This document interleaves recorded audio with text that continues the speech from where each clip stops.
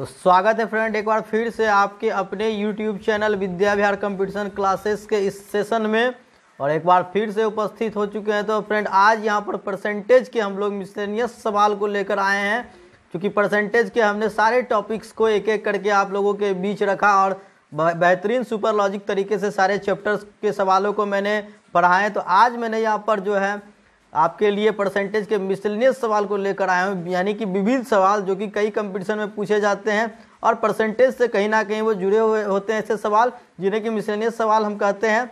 तो फ्रेंड्स आज इस वीडियो को पूरा ध्यानपूर्वक देखें और पूरा वीडियो देखें और साथ में इसमें सॉल्व किए गए सभी सवालों को अच्छी तरीके से समझने की कोशिश करें। तो उम्मीद है कि एक बेहतर चीज़ सीखने को मिलेगा। तो फ्रेंड्स बिना वक्त को गवाए आज हम चलते हैं इस सेक्टर में। तो अब स्क्रीन पर हमारा यहाँ पर जो पहला सवाल है फ्रेंड्स, यहाँ पर शुद्ध दूध से भरे हुए किसी बर्तन से 20% दूध को निकालकर उतनी ही मात्रा में पानी डाल दिया जाता है और यह प्रक्रिया 3 बार दोहराई जाती है। तो तीसरी संक्रिया के बाद बर्तन में शुद्ध दूध की मात्रा घटकर कितनी रह जाएगी?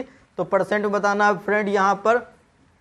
तो स्वागत है फ्रेंड एक बार फिर से विद्या विहार के चैनल में। चलते हैं अब इस सवाल के सॉल्यूशन की ओर हम लोग फ्रेंड। तो सबसे पहले आप एक चीज़ गौर कीजिए कि जितनी 20% जो दूध भरा हुआ बर्तन है उसमें 20% दूध को निकालकर हमने क्या किया, उसके अंदर पानी मिला दी जाती है और फिर उसके अंदर से दूध निकालकर पानी मिला दी जाती है। तो इस प्रकार से हमने ये प्रक्रिया 3 बार की। तो फ्रेंड सबसे पहले हम लोग देखते हैं कि 20% बराबर आपके कितने होते हैं। 20% बराबर होते हैं 101/5। तो फ्रेंड हमने क्या किया, अगर आपके बर्तन के अंदर 5 लीटर दूध रही होगी तो हमने क्या किया, 5 लीटर से उसमें कर दिया 4 लीटर। हम मतलब कि हमने 5 लीटर में से उसका 20% 1 लीटर निकाल दिया और ये प्रक्रिया हमने 3 बार दोहराई। तो 3 बार 5 के हिसाब से मैंने 1 लीटर निकाला, हर बार 5 से उसे 4 कर दिया। तो फ्रेंड्स देखने वाली बात है कि अगर यहाँ पर 5 25 5 125 4 चौके 16 चौके 64। फ्रेंड अगर शुरू में उस बर्तन में 125 लीटर रही होगी तो अंत में वहाँ पर जो है 64 लीटर हो गई। तो फ्रेंड्स यहाँ पर आपको ये चीज़ देखने हैं कि अगर हमारा यहाँ पर शुरू में अगर 125 है, अगर फ्रेंड्स शुरू में यहाँ पर 125 नहीं होकर 100 होती तो यहाँ पर कितने इसमें दूध रह जाते? तो 64/125 गुना 100। तो फ्रेंड 25 पंचे 125 25 चौके 100। तो हो गए फ्रेंड यहाँ पर आपके चौके 16 और आपके 24 1 25 256/5। तो इसे फ्रेंड पढ़ने बदल देंगे 5 25, यहाँ पर हो गए आपके 5 एकम 5 तो 51.2। फ्रेंड्स ऑप्शन नंबर सी आपका है बिल्कुल सही जवाब फ्रेंड्स। तो यहाँ पर जो है आपके दूध की मात्रा घटकर कितनी रह जाएगी? 51.2% रह जाएगी। तो उम्मीद है फ्रेंड इस सवाल को आप अच्छे तरीके से समझ पाएंगे। तो सबसे पहले जितनी परसेंट हम निकालते हैं उसका हमने रेशियो ले लिया 1/5 फ्रैक्शन वैल्यू। तो जब भी हम निकालेंगे अगर शुरू में वो 5 लीटर है तो 5 से घटकर वहाँ पर 4 लीटर हो गया। इस प्रकार 3 बार दोहराएंगे तो हमने 3 बार लिया। तो अगर 125 का 64 होता है तो 100 का कितने हो गए फ्रेंड? 100 का 51.2 हो गए। तो 51.2% उसमें दूध रह जाएगी। बढ़ते फ्रेंड्स अगले सवाल की ओर यहाँ पर। तो यहाँ पर आपका सवाल है किसी परीक्षा में विज्ञान और गणित में क्रमशः 52% और 40% लड़के फैल हुए और दोनों विषयों में 27% लड़के फैल हुए। तो फ्रेंड्स हमने आपको बताया था कि जब भी आपको जिस परसेंट की अगर फेल की परसेंट दी हुई है तो वहाँ पर दोनों विषयों में भी जो है फेल वाला होना चाहिए और अगर पास की दी हुई तो दोनों पास वाला ही होना चाहिए। तो यहाँ फ्रेंड आप देख रहे हैं कि गणित में फेल, विज्ञान में फेल और दोनों में फेल दिए हुए, तो तीनों यहाँ पे सेम यूनिट की है। तो आइए फ्रेंड्स अब इसको सॉल्व करेंगे, यहाँ कोई परेशानी नहीं है सवाल में। तो सबसे पहले हमने फ्रेंड्स इस टाइप के सवाल में बताया था कि हम इस प्रकार की एक डायग्राम बनाते हैं और ये इस जगह पे जो दोनों में होता है उसे हम यहाँ पर रखते हैं। तो फ्रेंड एक तरफ आपके साइंस है यानी विज्ञान और एक तरफ आपके गणित है यानी कि मैथ है। तो यहाँ पर फ्रेंड्स आपके अगर साइंस में 52% फेल हुए हैं तो 25% और इधर देते तो साइंस में 27 25 52% हो गए और मैथ में आपके 40% होते तो 27 और 13 40% हो गए।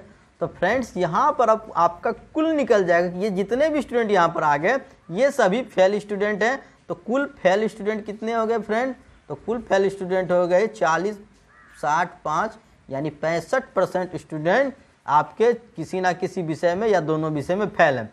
तो पास होने वाले विद्यार्थियों की प्रतिशत क्या हो गई फ्रेंड्स? तो जब आपके यहाँ पर 65% फेल हैं तो 35% आपके हो जाएंगे पास। ऑप्शन नंबर ए है बिल्कुल ही सही जवाब फ्रेंड्स। तो उम्मीद है कि आपको समझ में अच्छे से आया होगा।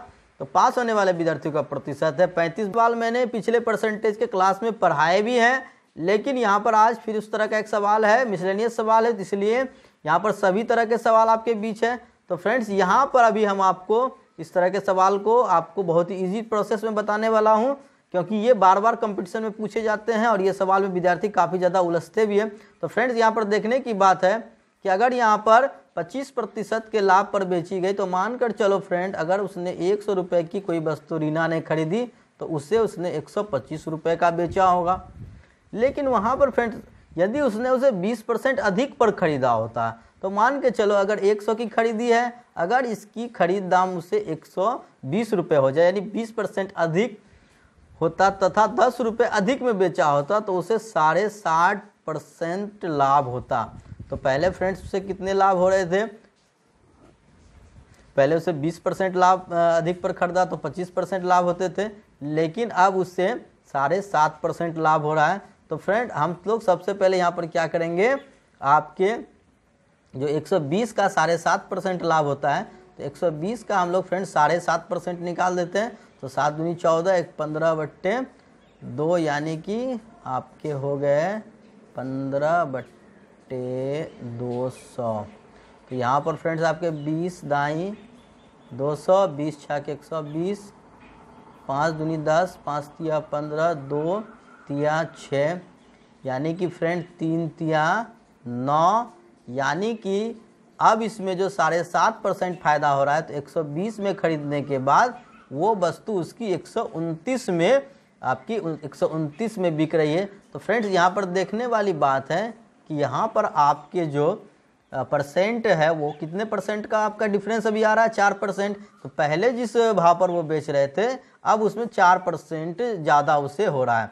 तो फ्रेंड्स ये 4% में कितने रुपये अधिक आ रहे हैं? 10 रुपये अधिक आ रहे हैं। तो ये 4% अगर 10 के बराबर है तो फ्रेंड अगर इसे 100% बनाएंगे, 25 से गुना करेंगे तो फ्रेंड अगर 25 से गुना करने पर ये 100 हो जाएगा, तो ये 25 से गुना करने पर 250 हो जाएगा। यानी कि फ्रेंड ऑप्शन नंबर डी 250 रुपये उस वस्तु का क्रय मूल्य है।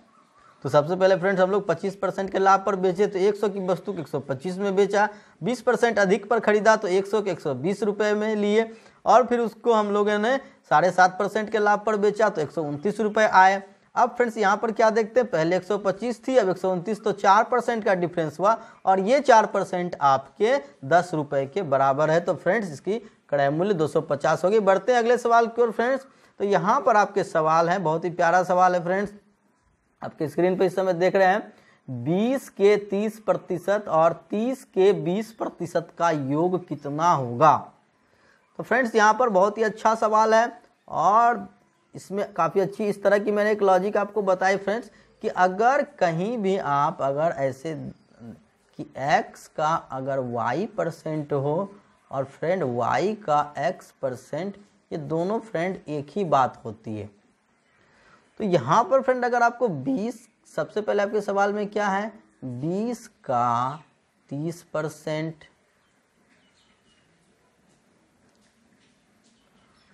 और योग, और कितना का 30 का 20% का योग। तो फ्रेंड देखने वाली बात है कि 20 के 30% और 30 के 20% का योग, तो हमने यहाँ पर दोनों लिख दिया, 20 का 30% और 30 का 20% का योग हमने लिख दिया। तो यहाँ पर फ्रेंड्स आपको देखना है कि अगर हम इसे 20 का 30% लिखते हैं फ्रेंड, तो हम इसे भी 30 का 20 को हम लोग फ्रेंड लिख सकते हैं 20 का 30%। तो फ्रेंड यहाँ पर अगर देखा जाए तो दोनों ये दोनों चीज़ सेम हो गई। तो दोनों चीज़ सेम है तो हम लोग दो, जब एक ही चीज़ को दो बार जोड़ते हैं तो ये हो गया 2 गुना आपका हो गया 20 का 30%। आई बात समझ में? पर फ्रेंड्स यहाँ पर आपको देखने की बात है कि यहाँ पर आपके जितने भी ऑप्शंस है उसमें तो कहीं पे ऐसा नहीं नज़र आ रहा है। तो फ्रेंड्स यहाँ पर हम लोग क्या करते हैं, इसे हम लोग 20 दूनी 40 का 30% लिख सकते हैं।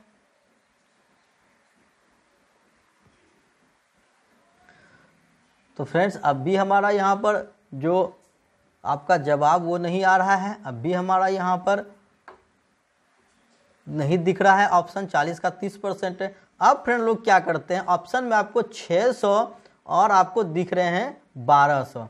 तो फ्रेंड अगर हम लोग यहाँ पर 40 को 3 से गुना करेंगे तो 120 होगा, तो यहाँ भी ऑप्शन नहीं आ रहे हैं। लेकिन अगर फ्रेंड अगर हम 40 को 30 से गुना कर दे तो 1200 हो जाएंगे।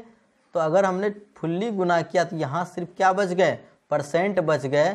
तो जब परसेंट सिर्फ अकेला होता है तो वो 1% हो गए, यानी कि 40 का 30% या आपके 40 गुना 30 1200 का 1%, दोनों फ्रेंड एक ही बात है।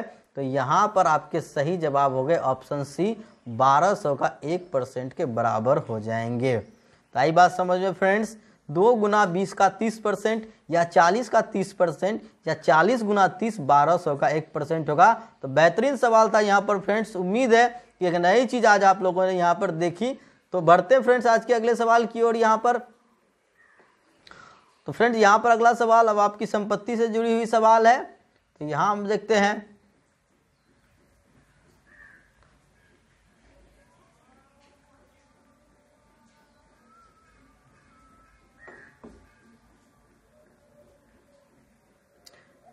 एक व्यक्ति ने अपनी आय का 20% बड़े पुत्र को दे दिया और उसके बाद शेष का 30% अपने छोटे पुत्र को दे दिया। तो फ्रेंड्स यहाँ पर शेष, जैसे कि हमने 100 में 20 रुपये अपने बड़े बेटे को दे दिया, अब जो 80 बचे तो उसमें से 30% दे रहे हैं, ना कि टोटली में 30% दे रहे हैं। फ्रेंड अगर टोटली में 30% होता हम यहाँ सीधा कह सकते थे कि 20% और 30% 50% हो जाएंगे। पर यहाँ पर फ्रेंड्स आपके सवाल में शेष का 30% और फिर शेष बची हुई राशि का 10% की बात हो रही है। तो फ्रेंड्स यहाँ पर जो सवाल का सॉल्यूशन है थोड़ा अलग होगा। तो यहाँ पर फ्रेंड्स हम लोग इस सवाल में सबसे पहले क्या करते हैं फ्रेंड्स, सभी परसेंट को जो हम लोगों ने पहले भी करते आया है कि जो यहाँ पर आपके अगर फ्रेंड्स 20% आपके होते हैं 1/5, 30% आपके होते हैं 3/10 और 10% आपके होते हैं 1/10। तो फ्रेंड्स यहाँ पर देखने वाली बात है कि सबसे पहले उसने क्या किया, जब उसके पास अगर टोटली 5 थे उसमें से बड़े पुत्र को 1 दिया तो अब उस पुरुष के पास 4 बचा। फिर फ्रेंड्स बात हो गई कि शेष का 30% छोटे पुत्र को दिया। अगर शेष राशि को 10 मान लेते हैं तो 10 में से 3 उसने दे दिया तो अब उसके पास 7 बचते हैं। फिर फ्रेंड 10% ट्रस्ट को दे दिया, तो 10% में अगर उसके पास अभी 10 मान लेते हैं तो उसमें से 1 रुपये दे दिए तो उसके पास अब 9 रुपये बचते हैं फ्रेंड। तो इस प्रकार यहाँ पर अगर हम लोग फ्रेंड टोटली देखा जाए कि अगर इस व्यक्ति के पास शुरू में 10 दाई 105 अगर 500 रुपये थे तो अब फ्रेंड्स उसके पास बच गए आपके 4 सत्ते 28, तो 28 नमा 280 252 बच गए फ्रेंड्स। तो 252 अगर फ्रेंड्स यहाँ पर उसके पास जो बच जाते हैं वो 252 बच जाते हैं सभी को देने के बाद। लेकिन फ्रेंड्स यहाँ पर 252 नहीं बचकर उसके पास कितने बच रहे हैं, 10,080 रुपये बचे हैं। तो फ्रेंड्स ये 252 नहीं होकर कितने हैं, 10,080 रुपये हैं इसके पास। तो फ्रेंड्स यहाँ पर देखने वाली बात ये है कि इससे ये कितने गुने ज़्यादा हैं। तो 25 चौके 100, 2 चौके 8, तो फ्रेंड्स यहाँ पर ये 40 गुना ज़्यादा है। तो 40 गुना ज़्यादा है फ्रेंड। तो अगर हम यहाँ पर इसे 40 गुना ज़्यादा करेंगे तो ये 50 5 चौके 20, यानी कि इसके पास टोटली हो जाएंगे 20,000 रुपये। यानी कि उस व्यक्ति के पास उसकी आय कितनी थी, 20,000 रुपये थी। तो उम्मीद है फ्रेंड्स आपको अच्छे से समझ में आया होगा ये सवाल। तो आज के अब अगले सवाल की ओर बढ़ते हैं। यहाँ पर अब अगला सवाल आपके पास है फ्रेंड्स कि यदि ए की आय बी की आय से 25% कम हो तो बी की आय ए की आय से कितनी प्रतिशत अधिक होगी। तो फ्रेंड्स यहाँ पर ए की आय बी की आय से 25% कम है। तो सबसे पहले यहाँ पर हम देखते हैं कि 25% बराबर कितने होते हैं, 1/4। तो 1/4 यानी कि फ्रेंड्स अगर यहाँ पर ए की आय बी से 25% कम है तो अगर यहाँ पर बी की आय 4 है तो ए की आय हो जाएगी 3 रुपये। तो फ्रेंड्स यहाँ पर बी की आय ए की आय का कितना प्रतिशत है, तो बी की आय ए की आय का अब फ्रेंड्स 1 रुपये कम है तो 1 रुपये को हम 1/4 है तब 1/3 पर निकालेंगे तो हो जाएगी 33.1/3%। आपके हो गए सही जवाब ऑप्शन नंबर सी। यानी कि फ्रेंड्स जब भी हम लोग यहाँ पर निकालते हैं तो यहाँ पर अगर आपके 25% 1/4 होते हैं तो अगर उससे पूछा जा रहा है कितने अधिक होंगे तो वहाँ पर हम लोग जो 1/4 है तो इसमें 1 घटाकर 1/3 कर लेंगे। तो फ्रेंड्स बढ़ते हैं अगले सवाल की ओर। किसी वस्तु के मूल्य में पहले 10% की वृद्धि और उसके उपरांत 20% की वृद्धि कर दी गई और अंतिम बढ़ा हुआ मूल्य वहाँ पर 33 रुपये हो जाता है। तो शुरू में मूल्य क्या था फ्रेंड, तो सबसे पहले हम लोग यहाँ देखते हैं 10% वृद्धि की, यानी कि फ्रेंड 10 रुपये से उसे कर दिया 11 रुपये। और फिर उसके बाद 20% की वृद्धि यानी 20% 1/5 तो 5 से उसे कर दिया हमने 6 रुपये। तो अगर फ्रेंड शुरू में कीमत थी 50 तो इसकी कीमत बढ़कर हो गई 66।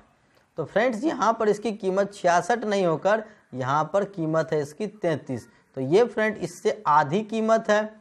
तो अगर अभी आधी है तो ये शुरू में आधी 50 की जगह पर कितनी रही होगी फ्रेंड, 25 रही होगी। तो ऑप्शन नंबर डी है सही जवाब। शुरू में 25 थी तो अभी बढ़कर 33 हो गई। तो बढ़ते फ्रेंड्स अगले सवाल की ओर। यहाँ पर तो इस टाइप के एक सवाल हम लोगों ने पहले भी किया था फ्रेंड्स। किसी परीक्षा में किसी परीक्षार्थी को 20% अंक मिले और वह 10 अंकों से अनुत्तीर्ण हो गया। दूसरे परीक्षार्थी को 42% मिले और उसे पास होने के लिए न्यूनतम से 1 अंक अधिक मिला।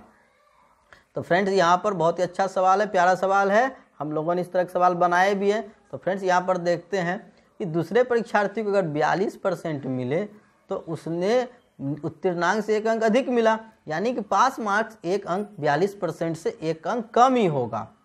और यहाँ पर फ्रेंड्स जिस विद्यार्थी ने आपके 20% लाए वो 10 अंकों से अनुत्तीर्ण हो गया। तो 20% के अलावे उसे और 10 अंक चाहिए तभी वो स्टूडेंट पास हो सकता है। तो फ्रेंड्स हम लोग क्या करते हैं, परसेंट को इक्वल कर लेंगे। तो अगर 42% पे 20% इधर घटाएंगे तो 22%, और अगर 1 उधर प्लस हो जाता है तो 22% इक्वल टू 11 हो जाते हैं फ्रेंड। तो यहाँ पर आपके हो गए 11 कम 11, 11 दूनी, तो 2% 1 के बराबर है फ्रेंड। तो 2% 1 के बराबर है। 2% बराबर अगर 1 होता है तो फिर 100% करने के लिए इसे 50 से गुना करेंगे। तो 100% तो इसे 50 से गुना करेंगे यानी 50। यानी कि यहाँ पर फ्रेंड्स जो पूर्णांक है पास होने का जो अंक है वो 50 है। तो यहाँ पर फ्रेंड्स आपसे पूछा गया पास होने के लिए न्यूनतम उत्तीर्णांक क्या है। तो फ्रेंड्स अगर 2% 1 होते हैं तो 20% यहाँ पर कितने हो जाएंगे, 10। तो 10 प्लस 10 यानी कि न्यूनतम उत्तीर्णांक जो पास होने के लिए चाहिए वो 20 अंक चाहिए। तो उम्मीद है फ्रेंड्स अच्छे से आप लोगों को समझ में आया होगा। तो जैसे कि यहाँ पर आप लोग देख रहे हैं कि 20% प्लस 10, 20% तो चाहिए ही और इसके अलावे 10 अंक और चाहिए पास होने के लिए। तो 20% जो होते हैं फ्रेंड्स, अगर 2% 1 है तो 20% 10 हो जाएंगे, तो आधा हो रहा है। तो 10 और प्लस 10 यानी कि 20 अंक चाहिए पास होने के लिए। तो बढ़ते फ्रेंड्स इस सेक्टर में अगले सवाल की ओर फ्रेंड। तो यहाँ पर हम लोग देख रहे हैं कि एक व्यापारी ने एक सेकेंड हैंड कार खरीदा है। ऐसा कार खरीदा फ्रेंड्स, सेकेंड हैंड कार खरीदा है। तो उसमें 6000 में कार को खरीद कर लाया और उसके बाद उसने उसके मरम्मत पर 500 रुपये खर्च भी किए। तो फ्रेंड्स यहाँ पर देखने वाली बात है कि अगर इस व्यक्ति के 6000 रुपये में इस कार को खरीदा और इस पे 500 रुपये अगर उसने मरम्मत पर खर्च किए, तो फ्रेंड्स आखिर मरम्मत तो अपने घर से लगे। तो इसके जो सीपी हो गए यानी कि कॉस्ट प्राइस इसकी हो गई 6500 रुपये हो गई, क्योंकि ये तो उसके पैसे उसमें लग चुके हैं। तो 6500 रुपये उसकी कॉस्ट प्राइस है और उसने उसे 7020 रुपये में बेच दिया।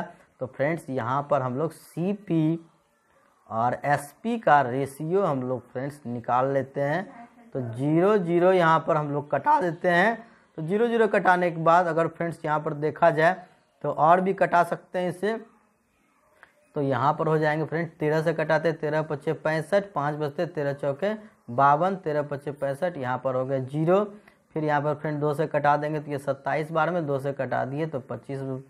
तो फ्रेंड्स अगर यहाँ पर हमने 25 रुपये में अगर खरीदी तो 27 रुपये में बेचा होगा। लेकिन फ्रेंड्स अगर इसको हम 100% मान लेते हैं, अगर 100 रुपये हम लोग खरीदी तो 4 गुना हमने इसे किया। तो फ्रेंड यहाँ अगर 4 गुना करते हैं तो 27 चौके 108 हो जाएंगे, यानी कि फ्रेंड 8% यहाँ पर लाभ का प्रतिशत रहा।